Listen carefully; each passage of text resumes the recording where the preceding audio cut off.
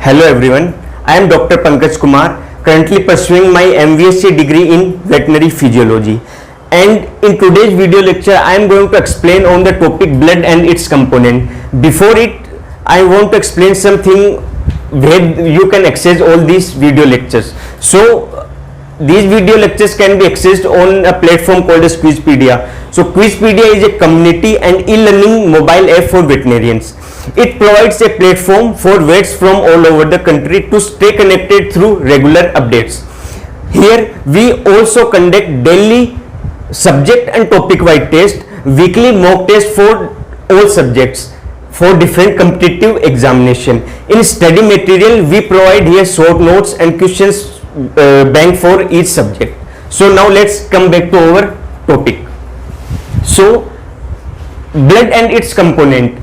This is a basic topic of veterinary physiology. Now when you will go for your internal examination or your external examination, you will find this question once in those examinations. So what the examiner tried to ask, that is, what is blood and explain its components. So I am giving a basic idea of overall idea of this topic, that is blood and its component, and then the detailed explanation will come later in the video. So first of all we have to tell about the definition of blood. So what is blood?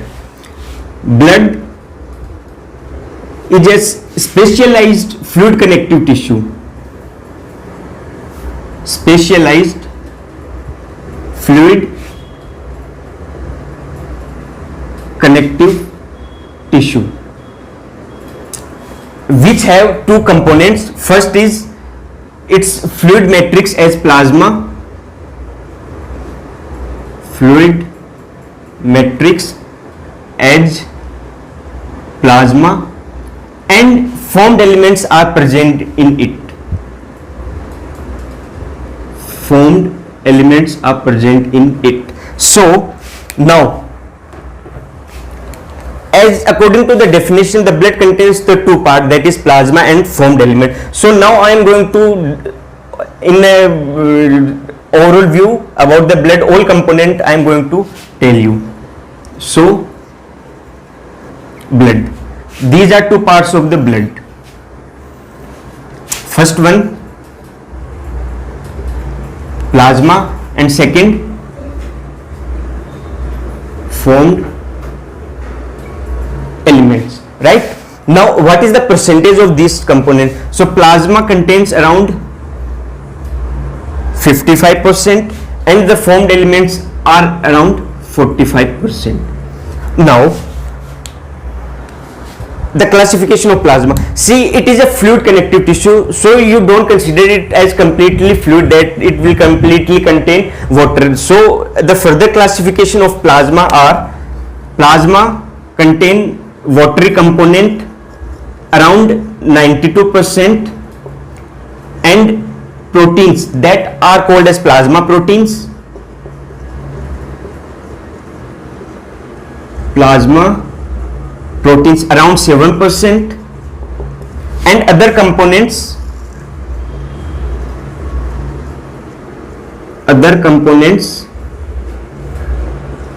around 1%. So these are the basic. Now the other components, let us tell about that. So other components are dissolved gases,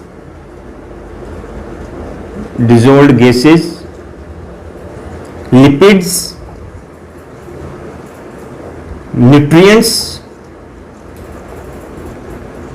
like glucose,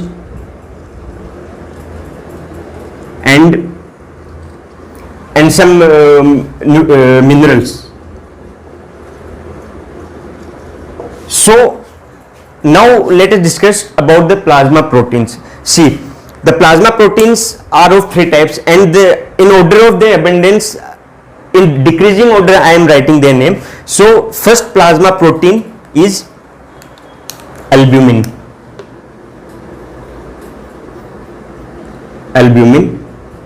and it is helpful in maintaining colloidal osmotic pressure.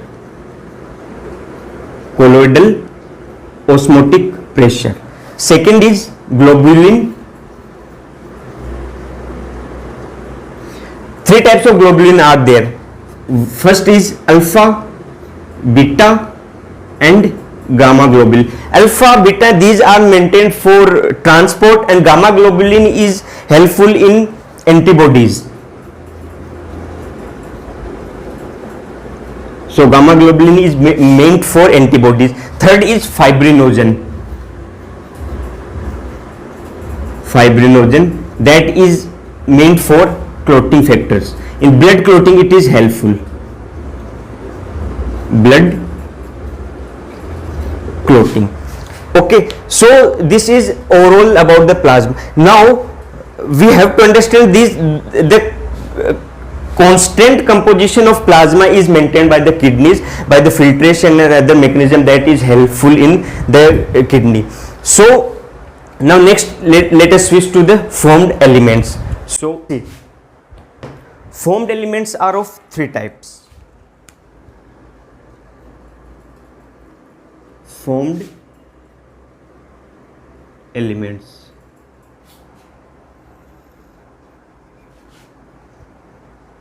Three formed elements are present. First is erythrocytes.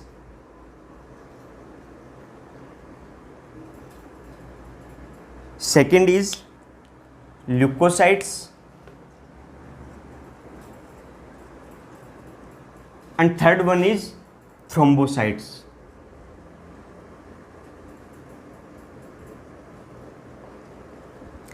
Erythrocytes are red blood cells or red blood corpuscles, these are RBC. Leukocytes are white blood cells or white blood corpuscles, and thrombocytes are platelets. Now RBC contain hemoglobin, so it is a red colored in appearance, and WBC is white colored in appearance. Now the WBCs are further divided into two types. What are those two types? First is granulocytes and second is agranulocytes. Now leukocytes, granulocytes and agranulocytes divided into two types. So what are granulocytes? Why these are named so? Because in the cytoplasm granules are present in more abundant quantity, so these are commonly stained by the Leishman stains, and in agranulocytes these granules are very less, so these are not commonly stained by these Leishman stain. Okay, now granulocytes are of three types. First is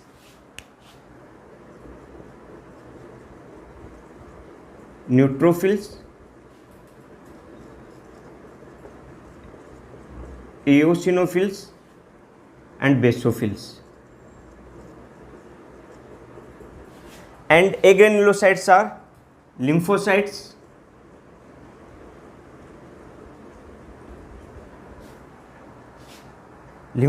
and monocytes.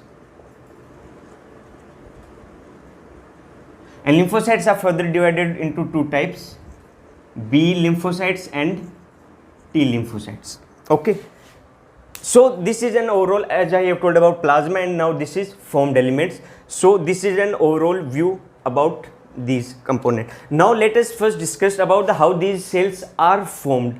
Okay, so the formation of these formed element is by the two types of cells. So these are commonly originate from the stem cells. So the formation of these cells is known as hemopoiesis. Hemopoiesis. And hemopoiesis is this is the formation of these cells. So these originate in the stem cells, and in stem cells two types of cells are present: common myeloid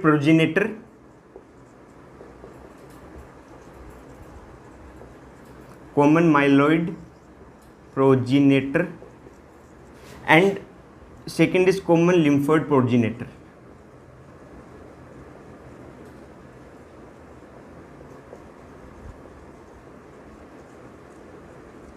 So from common lymphoid progenitors, lymphocytes are formed.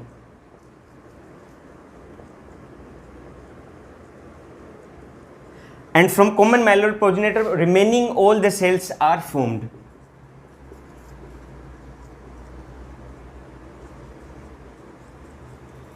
Remaining cells are formed, such as the platelets are formed from the megakaryocytes, and other are also formed like RBC and remaining WBCs, that granulocytes and agranulocytes leaving these lymphocytes. So monocytes, eosinophils, basophils and neutrophils are formed from the common myeloid progenitor. So this is an hemopoiesis, that is formation of these cells. Now one next concept I am going to discuss with you.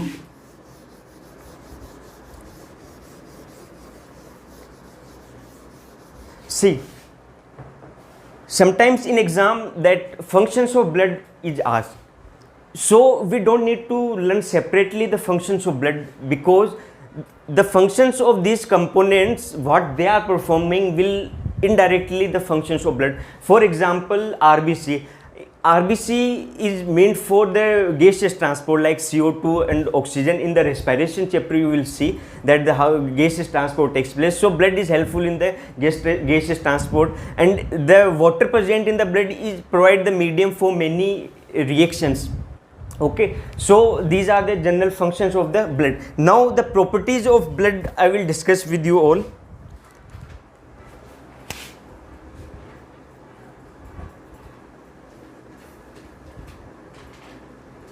Properties of blood. Okay, now first let us discuss about its volume.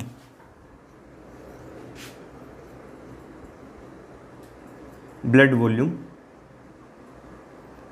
So generally the blood volume is around 6 to 8% of the body weight, lean body weight. So this is an average condition. So sometimes what happens, the blood volume becomes more or less. So many different body mechanisms are involved in to make the standard conditions that is available. So for example, when the one body organ that is called as the kidney, that is involved in maintaining the constant body volume by the RAS mechanism, renin, angiotensin, aldosterone system. So different organs are involved. So on an average 6 to 8% is the blood volume. Second, the pH, blood pH, it is 7.4, but the arterial blood pH and venous blood pH will be different. So in the veins, the impure blood is carried out, so the CO2 is present in that more. So in CO2, due to the CO2 plus one reaction occurs, CO2 plus H2O gives H2CO3, which will form the hydrogen ion will be secreted. So in a reaction hydrogen ion will produce, so the pH will be toward the acidic side. So in the venous system, venous veins, the blood will be toward the acidic side, and in arterial blood it will be toward basic side. Right, now the third, blood color.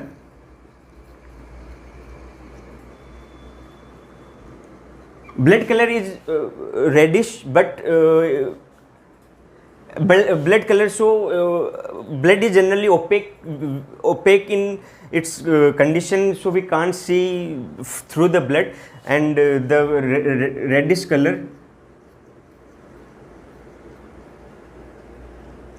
color of blood is present. But in the case of the arterial blood is bright red color, and while the venous blood is dark red in the color.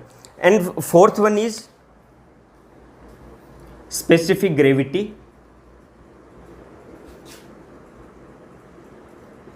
The range of specific gravity is 1.04 to 1.05. So specific gravity is measured in relation to the water. So the blood is heavier than water, because many formed elements, as we have seen in the plasma, 92% is water and around 7% is that plasma protein, so that will help to maintain the specific gravity. And fifth one is viscosity.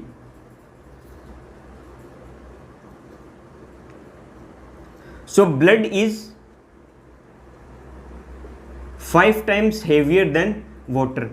So the RBC and plasma proteins are involved in making the viscosity of blood 5 times more than water. So I will try to give an example that honey is more viscous than water, because that viscosity is we can say the resistance to flow. The property of resistance to flow is called as viscosity. So we will say the blood is more thicker than water because of the RBC and many plasma protein. So these are the properties of blood where you can see. So these are the generally 5 properties, and we can see. Now I am going to explain about the next one important topic of objective point of view, that is the difference between the plasma and serum. Many times the student get confused about this topic, that what is plasma and serum.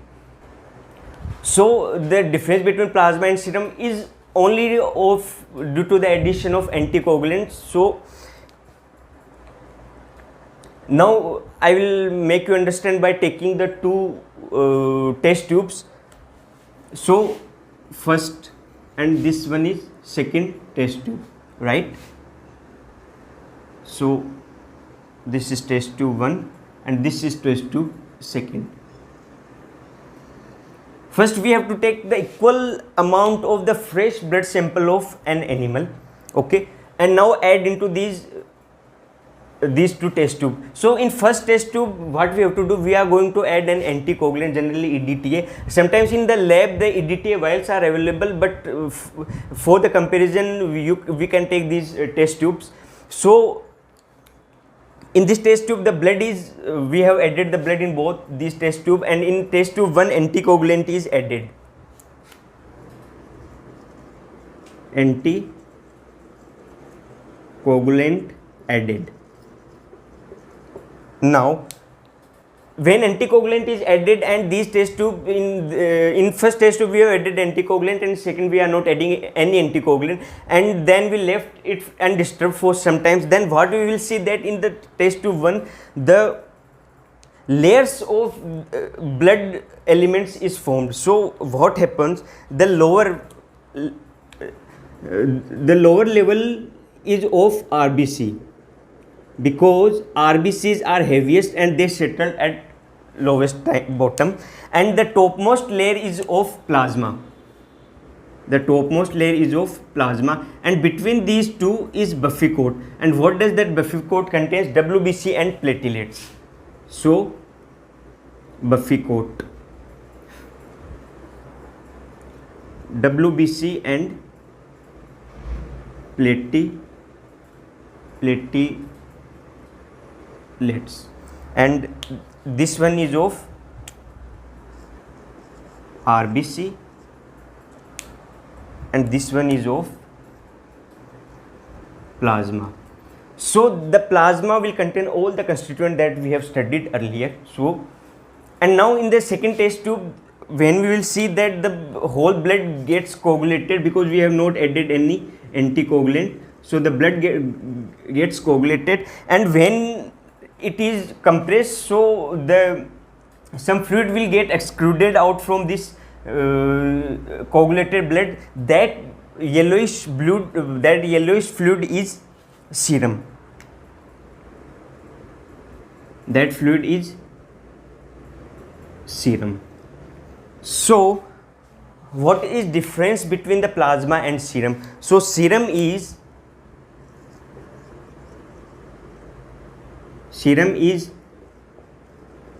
plasma minus fibrinogen and clotting factors.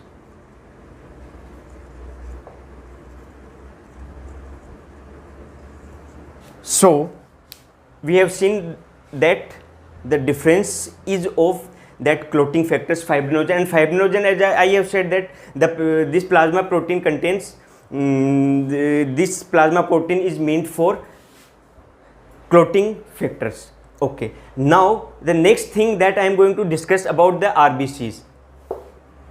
The next thing that I am going to discuss about the RBC, that how RBCs are formed and how these are disturbed one by one. RBC, WBC and then platelets I am going to discuss with you all. Now I am going to discuss one by one these formed element, first RBC, then WBC and then platelets. First I will discuss about the RBC, how RBCs are formed in the body. So the process of formation, development and maturation of RBC is known as erythropoiesis. So I am going to discuss the step erythropoiesis. Now, where it is formed in adults, it is formed in the membranous bones. Membranous bones, bone marrow, such as ribs. And the time interval is around 6 to 15 days. Okay, so these are the basic, that in the bone, bone marrow of membranous bones in the adults, the erythropoiesis, that RBCs are formed. So now I am going to explain about the process of formation of RBC and the characteristic features at each step and how these are moved into the blood. See, first is pluripotential hemopoietic stem cells are present. Pluripotential hemopoietic stem cells, PHSC, and then here colony forming units of erythrocytes are present. Colony forming units of erythrocytes are present. Now the next step is, it starts with the formation of rubriblast.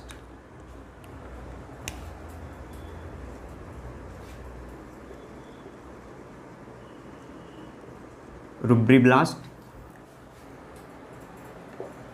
So pluripotential hemopoietic stem cells are present, then the colony forming units of erythrocytes are there, and then rubriblasts are formed.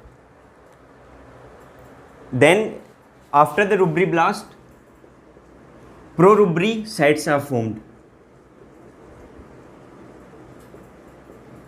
Prorubricite, then rubricite,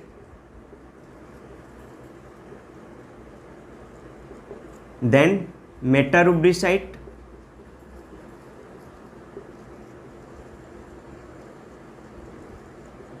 then after metarubricite, reticulocytes are formed, and then after reticulocytes, these are immature RBCs.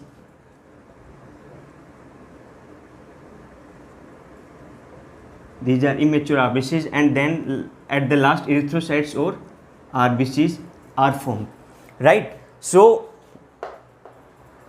this is an step by the first so these are also termed by the different names. So the prorubricites is also known as the early normoblast,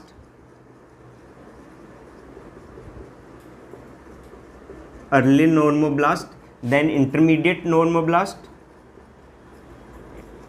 and then late normoblast.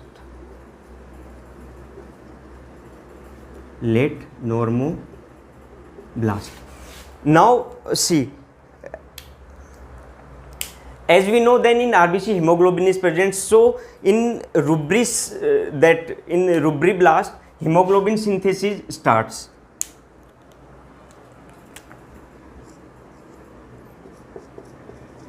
Hemoglobin synthesis starts. Hemoglobin synthesis starts, and in the rubriblast, prorubricites and rubricites, the the basic cytoplasm is present. Cytoplasm is basic, and in metarubricide the acidic cytoplasm is present.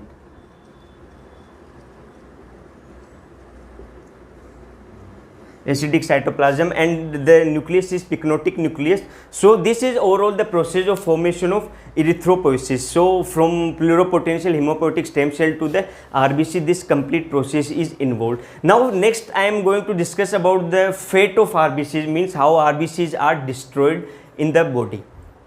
So now in the next step we are going to discuss the fate of RBC.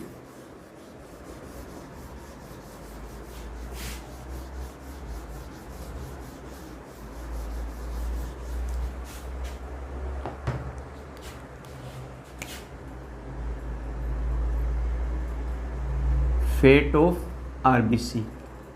So you have sometimes heard that the RBCs are around 120 days after they destroyed in the spleen, that graveyard of RBC. So that things I am going to discuss. So the mature RBCs after that few times, they are destroyed by the two ways, that intravascular hemolysis and extravascular hemolysis. So by the intravascular hemolysis,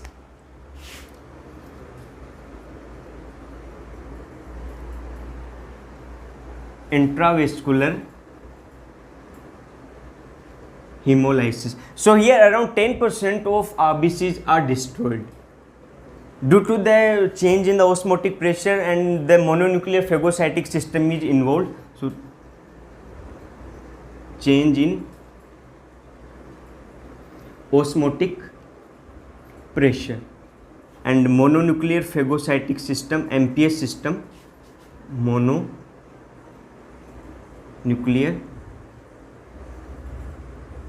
phagocytic system. Now mononuclear phagocytic system, MPS, is involved. Okay, now the next I am going to discuss the how the remaining 90% RBCs are destroyed by the extravascular hemolysis. So the extravascular hemolysis,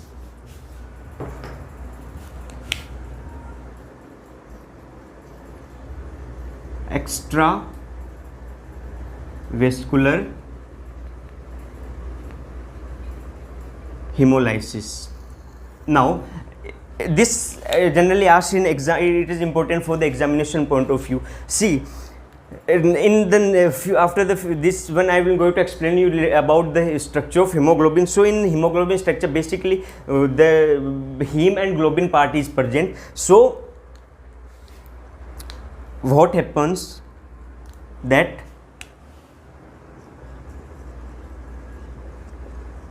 hemoglobin,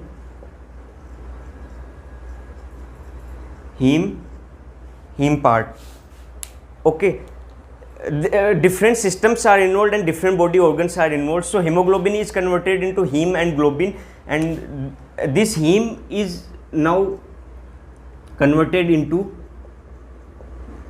bilirubin, and bilirubin is the heme is converted into biliverdin, and biliverdin is converted into bilirubin, and in the structure of hemoglobin iron is present, so that part is reabsorbed and recirculated into the body. Iron is present in +2 form, that is recirculated, and this happens into the MPS system, right? This occurs in MPS system. Now after bilirubin, this bilirubin is now converted, transferred into the liver, and it is converted into bilirubin diglucuronide. Bilirubin diglucuronide, okay, and the bilirubin diglucuronide is converted into bile, right? Now this bile is converted in the next step, the bile is converted into, see, this happens in liver, this happens in liver, right? Now the, so from hemoglobin, right? So what happens into the next step? The bile is now converted into struccobilinogen.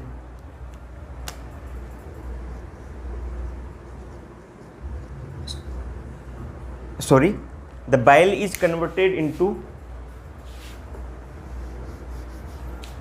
from bilirubin diglucuronide into bile. The bile is now converted into urobilinogen, and urobilinogen is converted into stercobilinogen.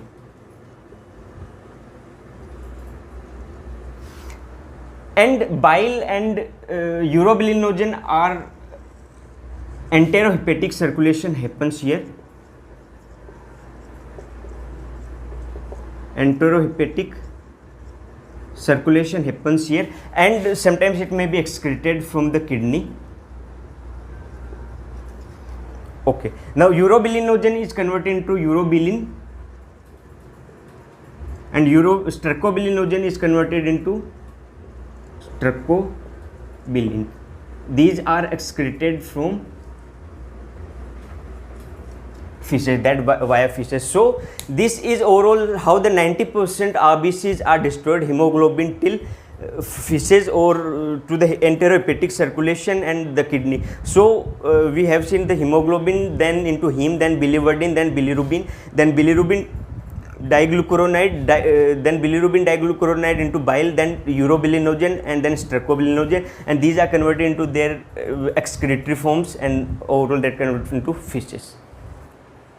Now in this I am going to explain you about the structure of hemoglobin, because in the RBCs the hemoglobins are present. So the structure of hemoglobin and different forms of hemoglobin I am going to discuss with you all. So hemoglobin,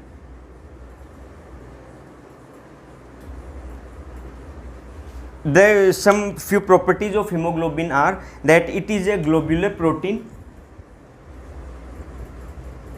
It is a globular protein and quaternary structure. Quaternary structure. So, as I have said earlier, the hemoglobin is divided into two parts, heme and globin part. Heme is non-protein part, and globin is protein part. Globin contains polypeptide chain, 4 polypeptide chain, and the nature these are alpha 2 beta 2 chains, paired form. Alpha and beta both are in paired form, so alpha 2 beta 2. And heme contains 2 part and iron in +2 form, and a porphyrin ring. Porphyrin ring. So remember the oxidation state of iron, it is in +2 stage. Now as you have heard that the hemoglobin, the blood is mainly the RBCs are meant for carrying the gaseous transport. So the gaseous transport such as oxygen and CO2 transport and other gases are also sometimes, but that are harmful to the body, that I will discuss with you later. So what happens, one polypeptide chain get attached with one oxygen molecule, temporarily, irreversibly it get attached. So it one from the at alveoli level it get attached with these polypeptide chain, and at the body level these are removed from the chain. So one oxygen molecule attached with one polypeptide chain. So overall 4 oxygen molecules are attached, 4 oxygen molecules with 4 polypeptide chain. And this is important, okay, because in this year, in 2021 ICR, this thing was asked that one hemoglobin molecule carry how much oxygen molecules. So we will say that the 4 oxygen molecules are carried by the hemoglobin molecule. Now I am going to discuss with you all the different forms of hemoglobin. Different forms of hemoglobin, I mean to say that when the different gases are attached, so how the name nomenclature is changed of that part. So in tabular form I am going to discuss with you all. See,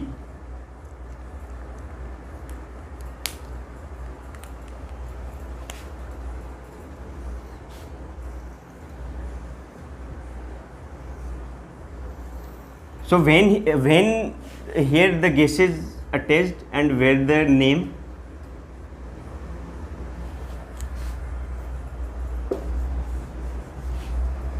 so first when hemoglobin Hb attached with oxygen, it is named as oxyhemoglobin. Oxyhemoglobin. When hemoglobin get attached with carbon dioxide, it called as carb amino hemoglobin. When hemoglobin attached with CO, carbon monoxide, it is called as carboxyhemoglobin. Carboxyhemoglobin. And methemoglobin is also called, sometimes called, when the state of iron, that is Fe plus 2, get changed into Fe plus 3, it is called as methemoglobin. Okay. And fifth one is in the fetal hemoglobin. Fetal hemoglobin. As earlier I have said that the nature of polypeptide change, that alpha to beta 2, but in the case of fetal hemoglobin it is called as alpha to gamma 2. So this is important for your examination for the objective type of questions. So now I am going to tell some detailed, some important more objective questions. See, the methemoglobin is called as true oxide of hemoglobin. True oxide of hemoglobin. Okay. Now, and when in the respiration chapter later on, when you will study, then you will see that 1 gram hemoglobin carries around 1.34 ml of oxygen, right? So 100 ml of blood contain around 100 ml of blood will carry 20 ml of oxygen, and this oxygen will be now transferred to the body organs, because from the alveoli the gases exchange, O2 and CO2 exchange takes place. So this is overall the different forms of hemoglobin. So you may sometimes get confused with the oxyhemoglobin or carboxyhemoglobin. So remember, sometimes it is also called as carb monoxyhemoglobin, because a single oxygen molecule is attached. So carb monoxyhemoglobin and O2 CO2 are important. These are helpful in the gaseous transport. So overall this is about the RBCs. Now I am going to discuss with you about the WBC, white blood cells.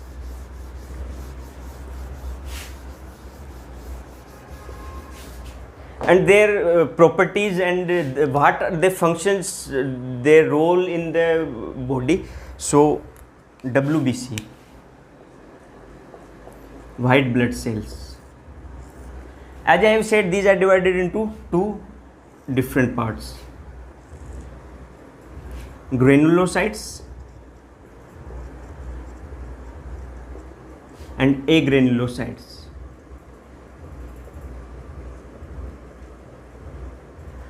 Granulocytes contains 3 white blood cells. What are those? Neutrophils, eosinophils, and basophils. And agranulocytes contain 2 lymphocytes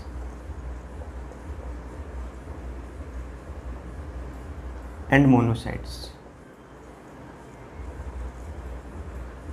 Now as these are stained by the common stains such as Leishman stains. Now in the order of, now I'm going to explain, give you an order of abundance in the different animals. So in horse,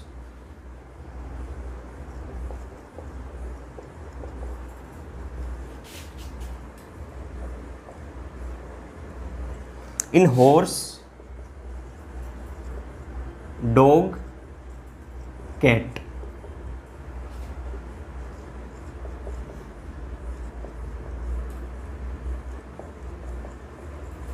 Lymphocytes are maximum in number, then neutrophils, then monocytes, then eosinophils, and then basophils. And in ruminants,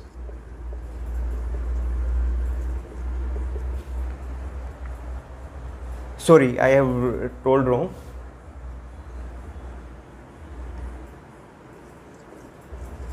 In these exchange wrong. So in horse, dog and cat, neutrophils, lymphocytes, monocytes, eosinophils and basophils, and in ruminants, lymphocytes, neutrophils, monocytes, eosinophils and basophils. This is an order. So these are the order of abundance, these are present in the different animals, right? So now I am going to discuss about the different the structure of these WBCs, and now next their functions of these WBCs.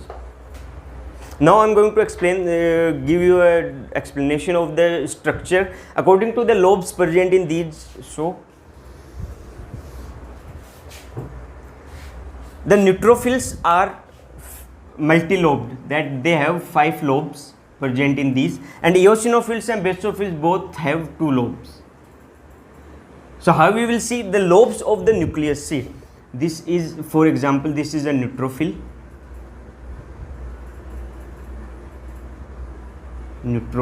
So here,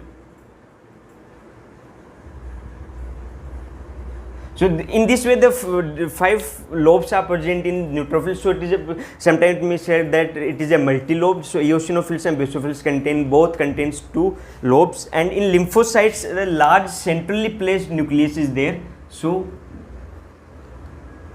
this is a large centrally placed nucleus.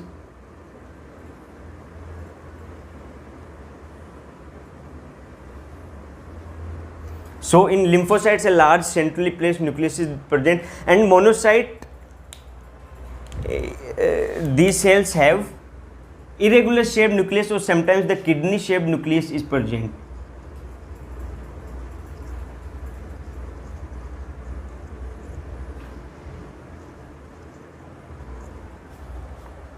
So this is overall the overview of the structure of the WBC. Now I am going to explain the functions of the WBCs. Now I am going to explain the different functions of these WBCs one by one.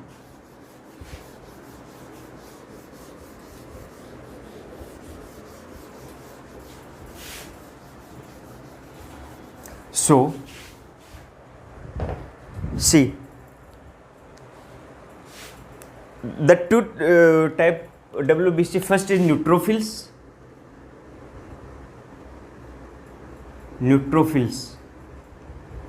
These are the first line of cellular defense, because they help in, they perform the function of phagocytosis.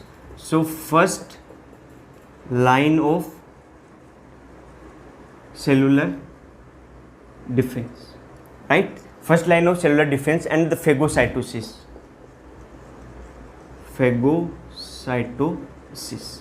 right? In birds, the cells compatible to the neutrophils are called as heterophils. In poultry, heterophils are present in poultry, right? Okay. Now next is the immature neutrophils are called as band cells. So sometimes these band cells increase in their number, so which is a characteristic feature of the bacterial infection. So The increase in the number of neutrophils is called as neutrophilia, so which is a characteristic feature of the bacterial infection. So shift to left is a mechanism in which the immature band cells are increased. So band cells, right. So neutrophils are meant for phagocytosis. Now second important is the second the WBC that perform the function of phagocytosis is monocytes. These also perform the functions of phagocytosis. These are second line of cellular defense.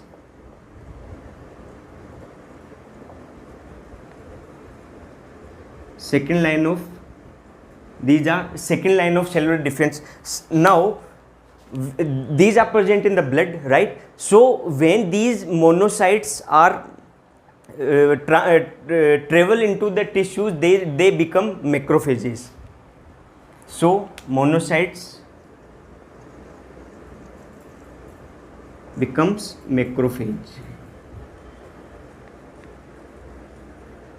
So monocytes are tissue macrophage, and one example you will see in the respiratory system. The dust cells are the phagocytic cells in the respiratory system in lungs.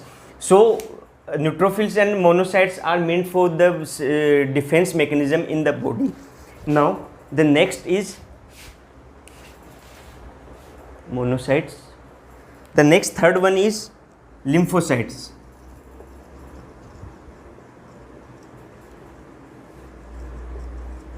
These are of two types, B cells and T cells, right? So these are involved in the humoral immunity and cell mediated immunity. So B cells, when they move into these becomes plasma cells.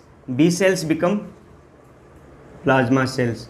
And here one objective point of question is there, that the nucleus of plasma cells is cartwheel appearance type of nucleus, and the T cells are further divided into more. So T helper cell, T helper cells, and T killer, and so lymphocytes, I have told that B and T lymphocytes, these are meant for the cell mediated immunity and humoral immunity. Now remaining two are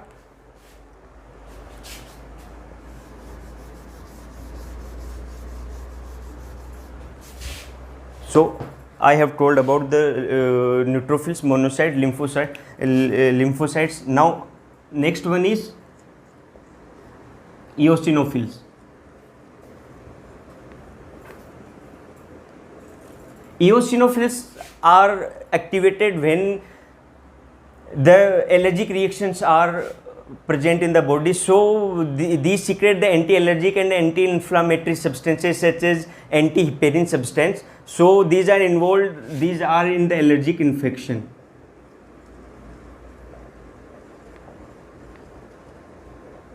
Okay. Now the last one is basophils.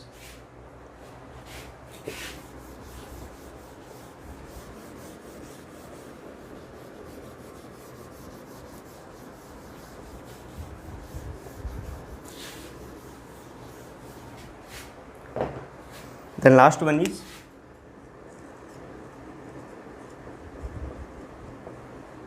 basophils. So basophils increases the inflammatory reactions. Increases the inflammatory reactions. And the basophils, these are present in the blood as a formed element, the part of WBC, and these become the mast cells when they reach into the tissue. So basophils become mast cell. So you must remember that three important concepts, that how these are converted, three important topics. So basophils are converted into mast cells, B cells of T lymphocytes are converted into plasma cells, and monocytes are converted into macrophages. So Now sometimes these WBCs are increased and sometimes these are decreased, so these conditions I will name. So in case of neutrophils,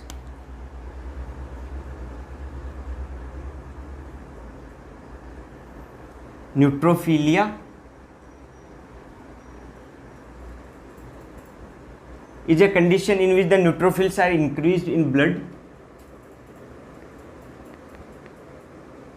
and neutropenia is a condition in which these are decreased in blood. And as earlier I have said that the increase of neutrophils is a characteristic feature of the bacterial infection, so these are named as neutrophilia and neutropenia. Second is lymphocytes. So the increase in their number is called as lymphocytosis, and decrease in their number is lymphocytopenia.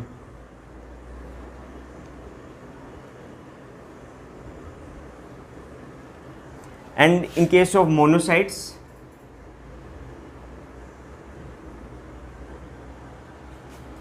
monocytosis. And eosinophils, eosinophilia and eosinopelia, penia.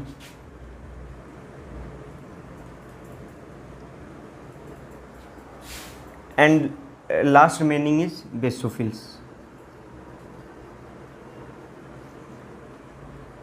So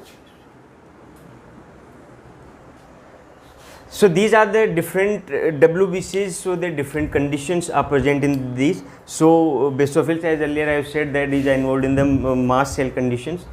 These become mast cells in the tissues. So this is about the WBC, and as I already discussed about the RBCs. Now I am going to discuss about the third and last formed element, that is platelets and their importance.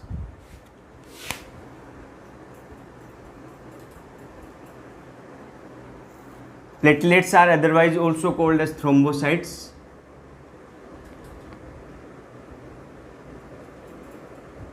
Thrombocytes. What are the from where these are formed? As earlier I have said that platelets are formed from the megakaryocytes. So these are the fragments of megakaryocytes. Fragments of megakaryocytes, right? So these fragments of megakaryocytes, and these are important for the blood clotting. These are involved in the blood clotting mechanism. So the blood clotting is a mechanism which involves cascade of effects, that in the line these effects occur. So by the intrinsic mechanism and extrinsic mechanism, intrinsic and extrinsic mechanism,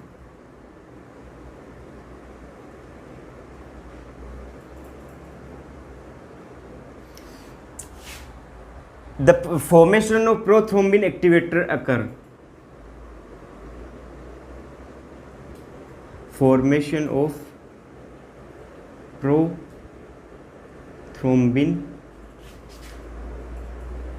activator occur. Now, why it is important and what function it performs?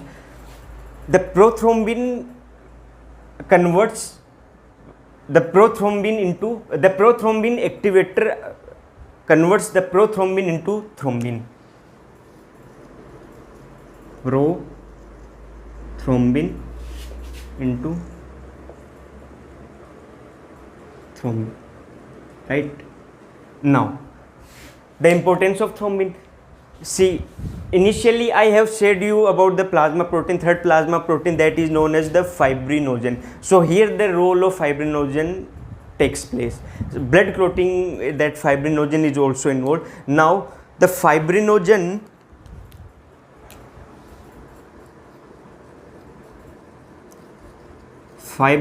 is converted into fibrin with the help of thrombin. The thrombin converts the fibrinogen into fibrin. So these are the cascade of effects. So, and at last the fibrin makes the blood clot.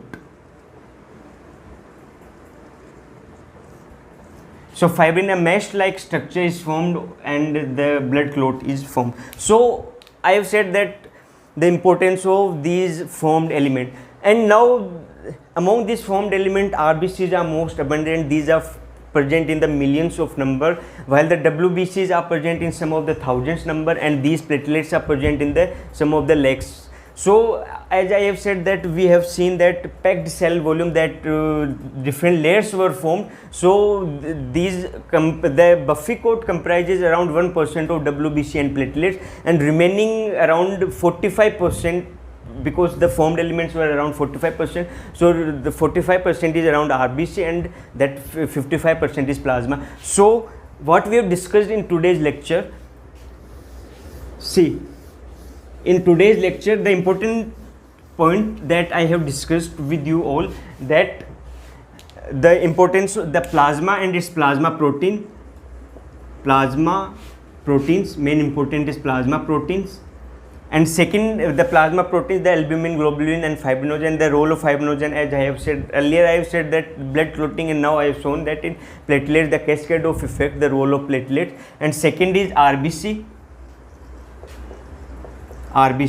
So, and RBC and hemoglobin I have discussed with you all. The RBC, how RBCs are formed, the hemopoiesis. Initially all the formed elements are formed, that is erythropoiesis, the process are called as erythropoiesis.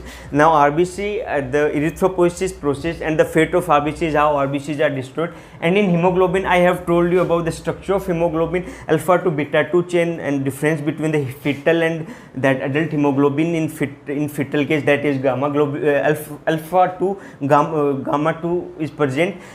And the fate of RBCs, as I described, by the intravascular hemolysis and extravascular hemolysis, 10% intravascular and 90% extravascular hemolysis. And third, I have discussed with you WBC.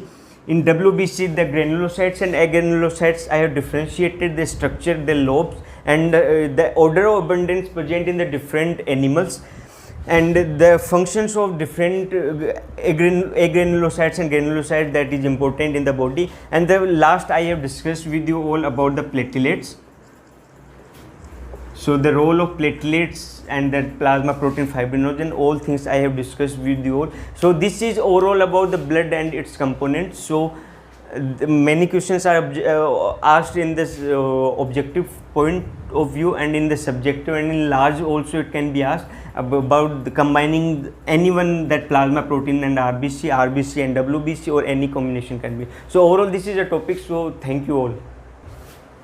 So one topic that is important for your practical point of view, and in this also, that how that process occurs, that topic I am going to discuss with you all, that is hemolysis.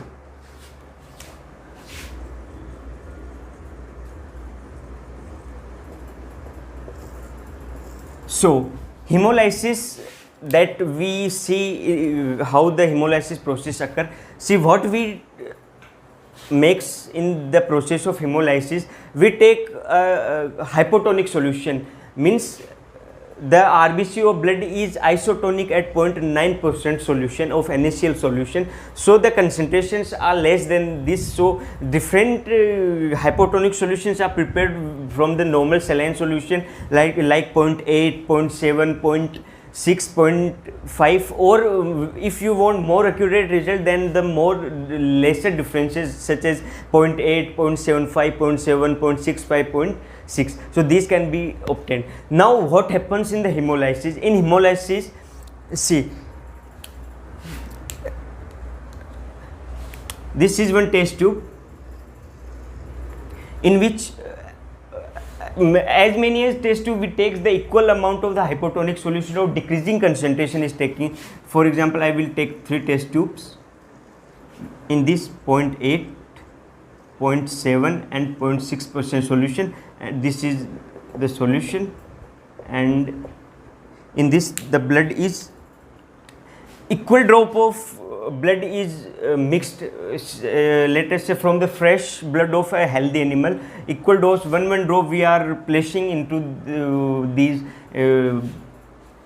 test tubes, and when we, for example, this is test tube, we have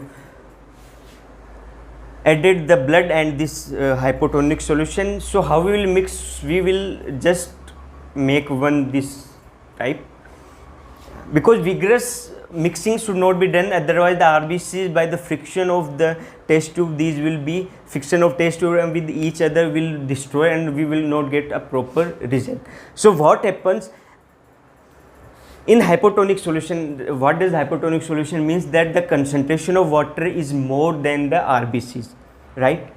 The water concentration of water in this hypotonic solution is more than RBCs. So the water flows from its higher concentration to lower concentration, so they start moving inside the RBCs. As a result, the RBCs get swollen, and at last they become hemoglobin is now moved into the test tubes.